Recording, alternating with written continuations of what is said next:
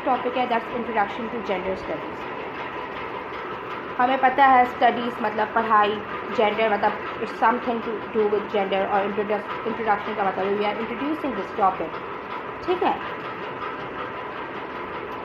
सबसे पहले तो बात यह है कि जब भी हम जेंडर स्टडीज़ की बात करेंगे तो एक चीज़ बिल्कुल आप जहनो गुमान में डाल दें कि हमारे देयर आर टू थिंग्स। ठीक है, एक होती है जेंडर, एक होता है सेक्स। ठीक है, दोनों बिल्कुल भी मतलब बहुत डिफरेंट है, बहुत ज़्यादा ये चीज़ें डिफरेंट हैं। ये चीज़ें इंटर रिलेट ज़रूर करती है but they are poles apart. Gender is completely different than sex. हम लोग इस वर्ड्स को सिनोनिमसली यूज़ कर रहे होते हैं। हम बोलते हैं ये मेल है, ये फीमेल है। This is basically the biological trait. Male and female is biological traits that comes in the category of sex. ठीक है, इसके बाद हम उस सेक्स के थ्रू ही हम उस पर जेंडर रोल्स असाइन कर लेते हैं। Let's say we are saying that this person is a female, so she suppose to have long hair.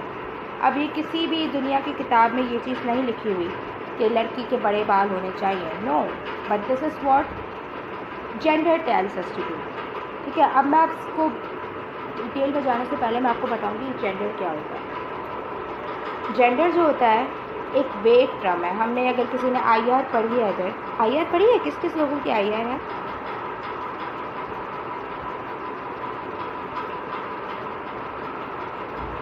Kindly respond करते हैं। आईआर किन किन लोगों की है?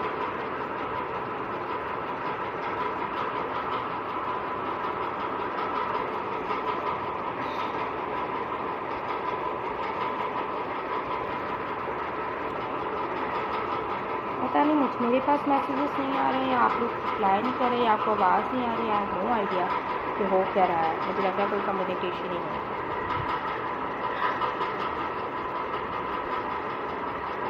ठीक है, तो आईआर जो है उसमें एक कॉन्सेप्ट होता है कंस्ट्रक्शन का, कंस्ट्रक्टिविज़म का। कंस्ट्रक्टिविज़म के तहत कि दुनिया में जितनी भी बातें हैं ना, जो भी चीज़ है दैट्स नॉट रियलिटी।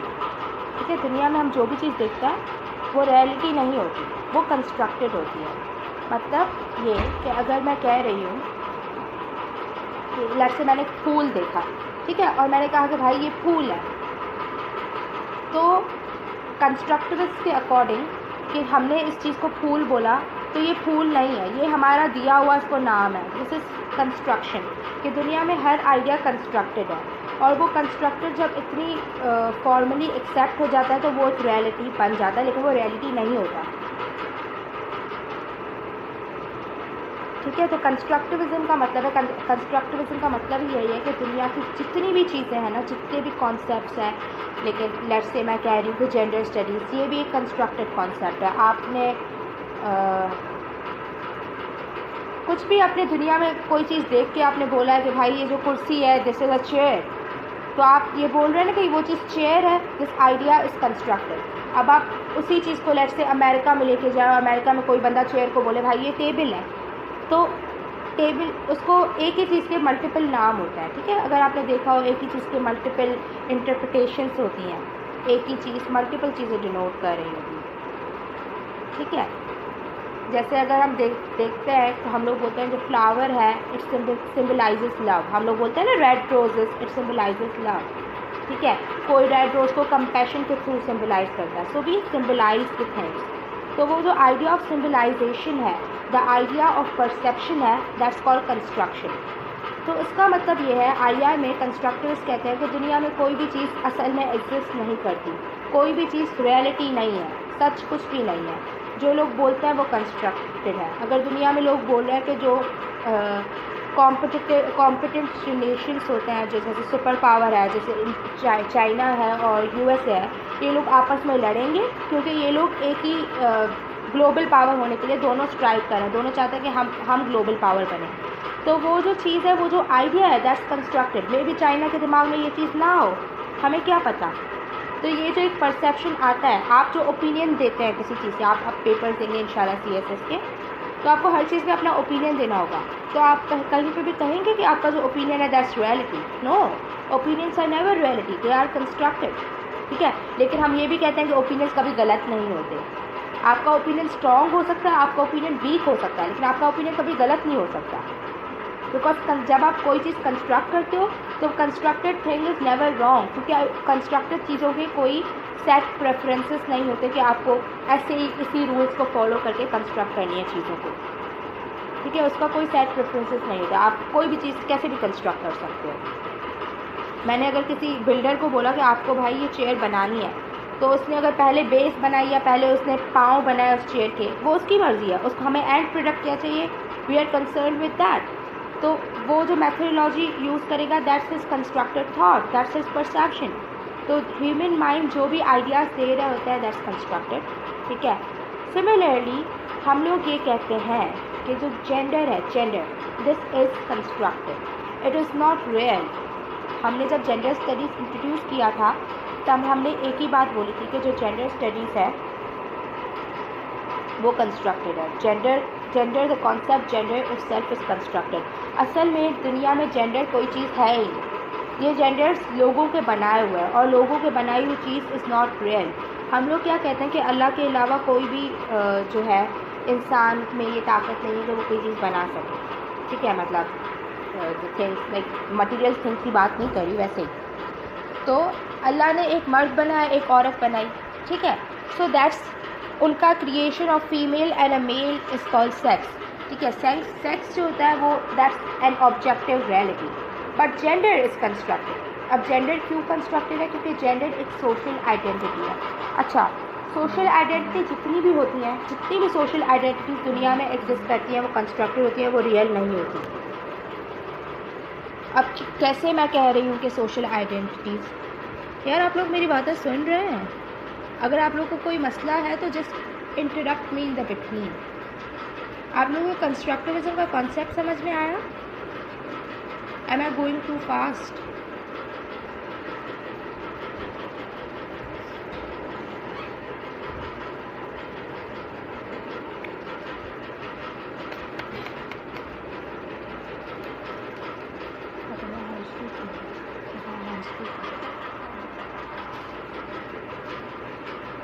कंस्ट्रक्टिविज्म सबको समझ में आ गया?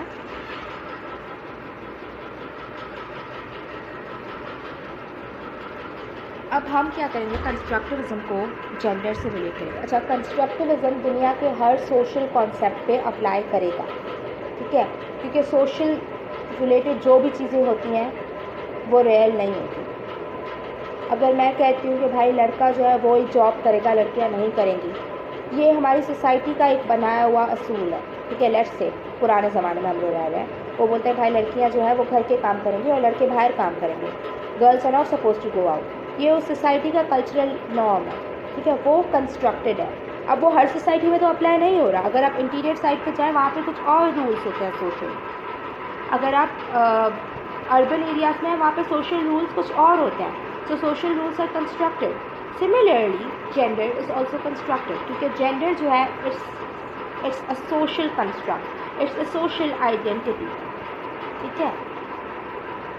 जेंडर जब भी हम पढ़ेंगे तो हम लोग बात करेंगे रोल्स की, फीमेल और मेल्स के हिसाब से जो उनको रोल्स असाइन होते हैं। तो हम लोग वो जो कॉन्सेप्ट होता है, मतलब मेल और female based on the gonads, based on the reproductive organs, वो चीज़ होती है वो सेक्स होती है। उस रिप्रोडक्टिव ऑर्गन्स के बेस पे आप जो उनको रोल्स असाइन करते हो that is called gender. Let's say आप किसी हॉस्पिटल में गए, भाई आपके ख़ानदान में किसी का बेटा पैदा हो गया, वो बेटा पैदा हुआ, आपने बोला कि भाई ये मेरा बेटा बनेगा इंजीनियर, ठीक है। अब आपने बेटे को उठते ही एक रोल दे दिया, ठीक है, क्योंकि इंजीनियर एक मेल डोमिनेटेड प्रोफेशन है, तो हमने उसको रोल दे दिया कि हमारा बेटा बनेगा इंजीनियर।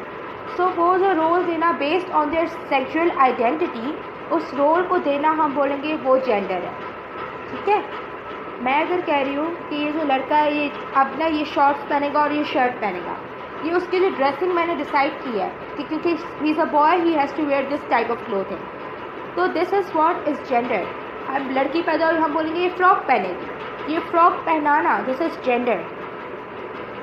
हाय सदफ, आज ही मैंने आपको याद किया था और आज ही मैं किसी से बोल रही थी कि आपने बहुत अच्छा क्रिमिनोलॉजी पढ़ाया था। आज ही बिल्कुल, आपकी बहुत लंबी उम्र है।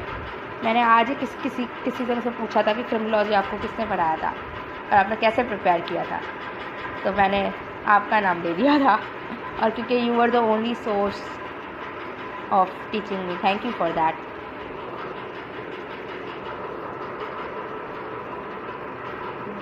तो बहरहाल कहाँ पे थी मैं?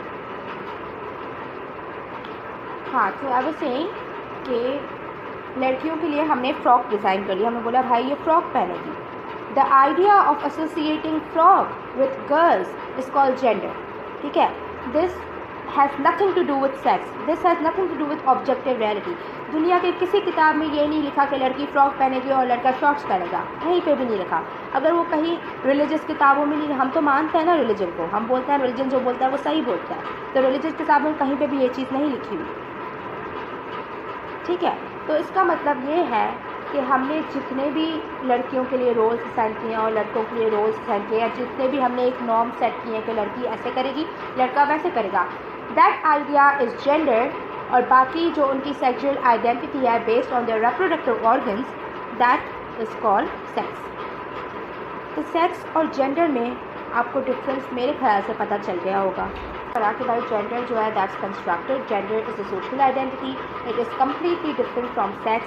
सेक्स एंड जेंडर डिफरेंस है, सेक्स रियलिटी है, gender is not reality, gender is constructed. ठीक है, जो चीज़ कंस्ट्रक्टेड होती है, जो चीज़ रियलिटी नहीं होती, that is always subject to change. क्या रिपीट करूँ जवाब,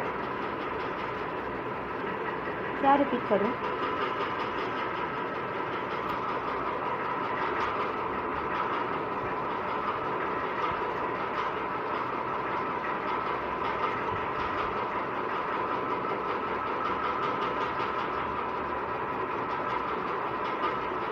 मैंने लास्ट में कौन सा कॉन्सेप्ट बोला, आप मेंशन कर दें, मतलब लिख लें जो आपको पूछना है। मैंने सिर्फ इतना कहा था कि जो जेंडर होता है दैट्स कंस्ट्रक्टेड। ठीक है, जेंडर जो होता है that's a subject to change. अगर मैं बोलती हूँ कि लड़कियों को ये चीज़ करनी चाहिए और लड़कों को ये चीज़ करनी चाहिए based on their sexual identity, अगर मैं उनको कोई भी रोल असाइन करती हूँ तो वो जो होता है हमारा जेंडर होता है। ठीक है, सिर्फ आपके रिप्रोडक्टिव ऑर्गन्स आपका सेक्स डिटरमाइन करते हैं, और कोई भी चीज़ अगर उस बंदे को based on their reproductive organs define करे, दैट इज़ जेंडर। ठीक है, इससे मेरी मुराद ये है कि हम जब स्कूल जाते हैं तो हम लोग एक, हमारे लिए यूनिफॉर्म बना होता है कि भाई गर्ल्स ये यूनिफॉर्म पहनेंगी, बॉयज़ ये यूनिफॉर्म पहनेंगे, गर्ल्स ये ऐसे बाल बनाएंगी, बॉयज़ ऐसे बाल बनाएंगे। सो वो जो हमने स्कूल में एक नॉर्म्स बनाए थे कि लड़कियां ऐसे पहनेंगी, लड़के वैसे पहनेंगे, that idea is called gender. ठीक है, और बाकी जो रिप्रोडक्टिव ऑर्गन्स के थ्रू आपकी डिटर्मिनेशन हो रही है, डिस्टिंक्शन हो रही है between a boy and a girl और any other third gender, that idea is called sex. So I hope the difference between sex and gender is clear. नहीं है तो आप पूछ सकते हैं। ओके, तो हमने ये बात कही थी कि जब भी कोई चीज़ कंस्ट्रक्टेड होती है, कोई चीज़ सोशल कॉन्सेप्ट से लिंक करती है, तो that is always a subject to change, वो कांस्टेंट नहीं होती।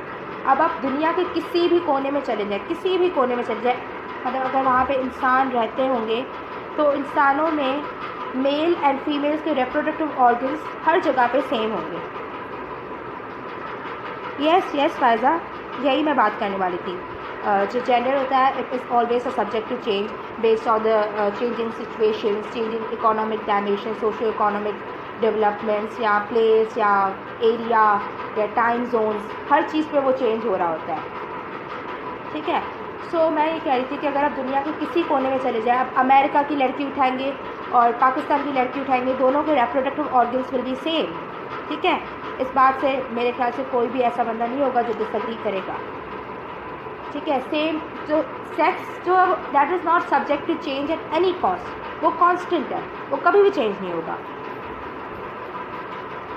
कभी भी चेंज होने से ये मुराद नहीं है कि आप जैसे अब कोई अगर बोल दे कि सेक्स चेंज ऑपरेशन आ रहे हैं, नो, कभी भी चेंज होने से ये मुराद है कि अगर आप अमेरिका की लड़की उठाएं या एंटार्क्टिका में कोई लड़कियां अगर पैदा हो रही हैं, फिर उधर की लड़की उठाएं, अफ्रीका की उठाएं, किसी भी कॉन्टिनेंट की उठा लें, they will have the same reproductive organs, they will have the same sexual identity.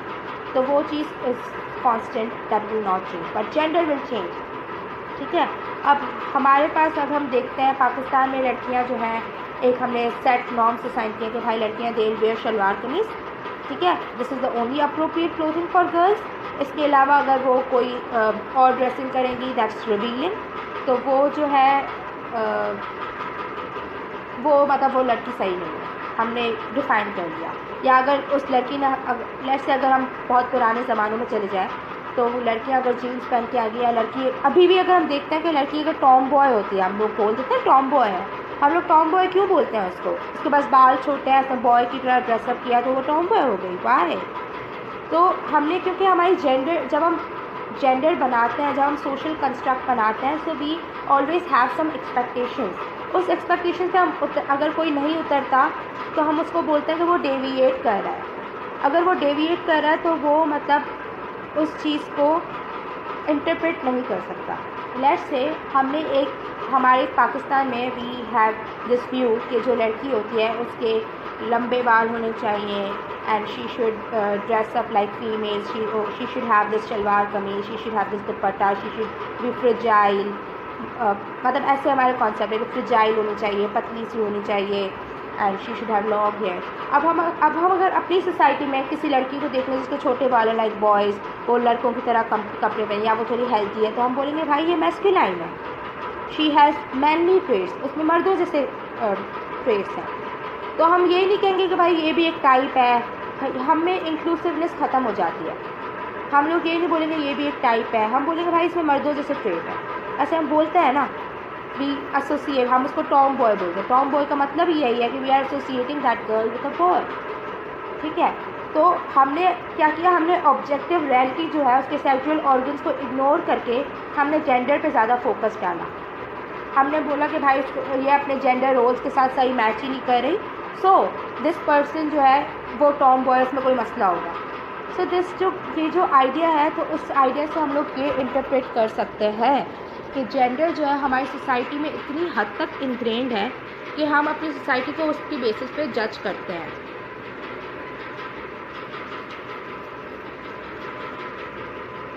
हम अपनी सोसाइटी को जेंडर की बेसिस पे जज करते हैं, ठीक है। पर gender is always the non biological component, वो कभी भी बायोलॉजी से आपका रिलेटेड नहीं होगा।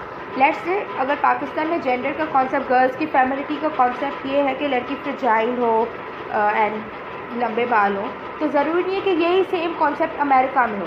सो it changes with place to place, time to time. पहले हम क्या करते थे, हम लोग पहले ज़माने में हम लोग बोलते थे कि भाई लड़की जो है वो ऐसी दिखनी चाहिए। अब क्योंकि दुनिया बढ़ रही है, डेवलपमेंट आ रही है, सोशल मीडिया का एरा आ गया है, so we see people, girls, we observe girls wearing jeans, तो हमने वो एक्सेप्ट करना स्टार्ट कर लिया। तो हमारा क्या हो रहा है, हमारे gender expectations, gender roles with time, with development, with technological progression, with place, it changes. तो आपको समझ आया वो कैसे चेंज हो रहा है विथ changing socio-economic situations या changing technological progression in the world। Studies का जो मकसद है वो ये है कि हम लोग डिफ़ाइन करेंगे। अच्छा, जेंडर में सिर्फ मेल और फीमेल नहीं आता, ठीक है। There are currently 8 gender recognized है इन द वर्ल्ड, ठीक है। तो जेंडर जब हम लोग स्टार्ट में अच्छा जेंडर स्टडीज़ की जब भी हम बात करेंगे तब हम इस्लामियात को बीच में नहीं लाएंगे, ठीक है, क्योंकि ये टॉपिक कहीं ना कहीं बहुत जगहों पे इस्लामियत से कॉन्ट्रडिक्ट करेगा, ठीक है। और हम लोग जब जेंडर स्टडीज़ पढ़ेंगे तो क्योंकि जेंडर स्टडीज़ ये जो टर्म है फेमिनिस्ट मूवमेंट ये स्टार्ट अमेरिका और यूके या वेस्टर्न सोसाइटी से हुई थी, तो we will study this in the context of western societies, ठीक है। और उसके बाद we will bring that same concept into Pakistan, ठीक है, वो आपके एंडिंग चैप्टर्स में आएगा। फ़िलहाल just to understand the basic nativities of this subject we will just look into the western concept of gender studies, ठीक है। अब क्या होता अगर आपने, मेरे ख्याल से यूएस हिस्ट्री आप लोगों का चल रहा है,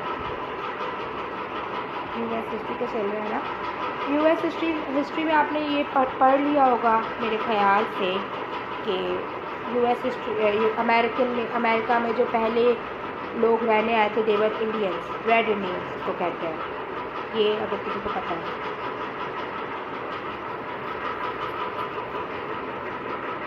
यूएस हिस्ट्री पढ़ रहे हैं ना आप लोग, यूएस हिस्ट्री।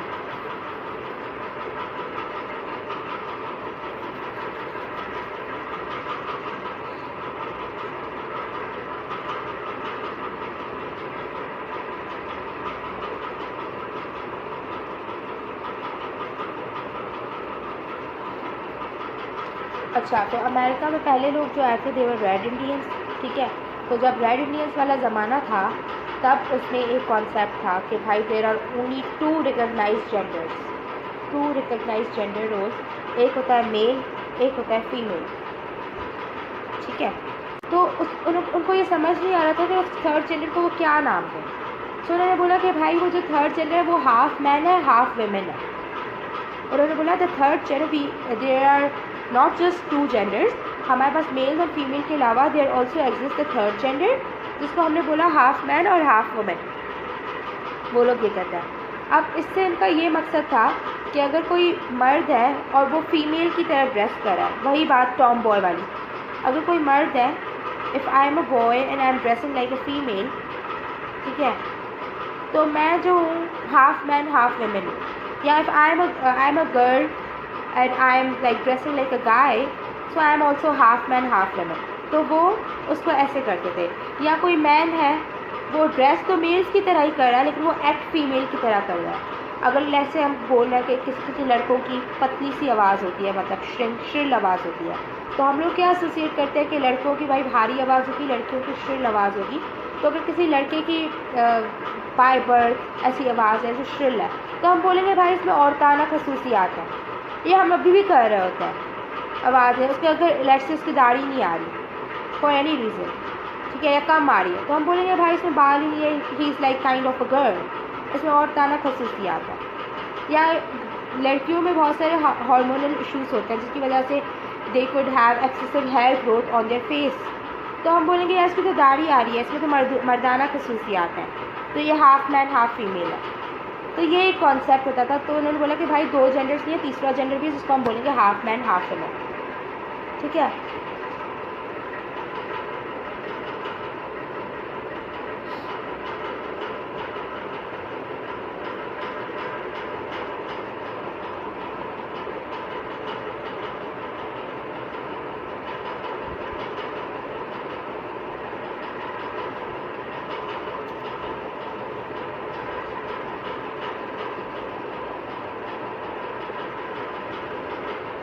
अच्छा, तो जो मौजेस थे, आपको पता है मौजेस क्या है? किसको पता है मौजेव क्या है? MOJAVE, मौजेव। मौजेव भी हम लोग नेटिव अमेरिकन को बोलते हैं। पहले हमारे पास ये कॉन्सेप्ट था कि देयर आर टू जेंडर्स, फिर स्लोली एंड ग्रेजुअली कॉन्सेप्ट है कि भाई दो जेंडर्स नहीं है, तीसरा जेंडर भी है। तीसरे जेंडर को उन्होंने ये बोला कि अगर कोई मर्द औरतों वाली खसूसियात रखता है या औरतों की तरह बिहेव करता है, या कोई औरत मर्दों वाले खसूसियात रखती है, मर्दों की तरह बिहेव करती है, तो this is the third gender, जिसको हमने बोला half man and half women, ठीक है। फिर मौजेस जो थे वो नेटिव अमेरिकन ही थे, तो विद द ग्रेजुअल डेवलपमेंट उन्होंने बोला कि भाई तीन जेंडर नहीं है, चार जेंडर्स हैं। उन्होंने बोला कि एक जेंडर तो मेल है, एक जेंडर फीमेल है, एक जेंडर वो है जो लड़के हैं लेकिन जो फीमेल रोल्स अडॉप्ट करते हैं, boys who adopt female roles, और चौथा जेंडर वो है girls who adopt adult male roles, ठीक है। तो हमारे पास चार जेंडर है अकॉर्डिंग टू मोजेस डेवलपमेंट। अब हम देखेंगे कि जैसे जैसे डेवलपमेंट आ रही है अमेरिका में, तैसे तैसे जेंडर रोल्स चेंज हो रहे हैं। तो आप लोग इस चीज़ को भी एनालाइज करके डाल सकते हैं पेपर्स में कि पहले जेंडर कितने थे, फिर जेंडर 3 बने, फिर जेंडर 4 बने, फिर जेंडर 5 बने। सो जेंडर के डिविजन बढ़ते गए with time. This is how gender is a subject to change. अगर आपके पास सवाल आ रहा है how is gender a social construct, तो आप उसमें यही बोलेंगे जो भी चीज़ सोशल कंस्ट्रक्ट होती है that is always a subject to change. जैसे पहले जेंडर था, जेंडर हमारे पास 2 चीज़ों में डिवाइडेड था, फिर जेंडर हमारी 3 चीज़ों में डिवाइड हो गया, फिर जेंडर हमारे 4 चीज़ों में, और currently there are 8 recognized genders. तो वो जो ट्रांसफॉर्मेशन है फ्रॉम 2 to 8, दिस शोज़ कि how development, how things, how socio economic conditions change the life styles, change the gender roles, social construction is always a subject to change. तो आप उस चीज़ को ऐसे जस्टिफाई कर सकते हैं विद द प्रीवियस एग्जाम्पल्स।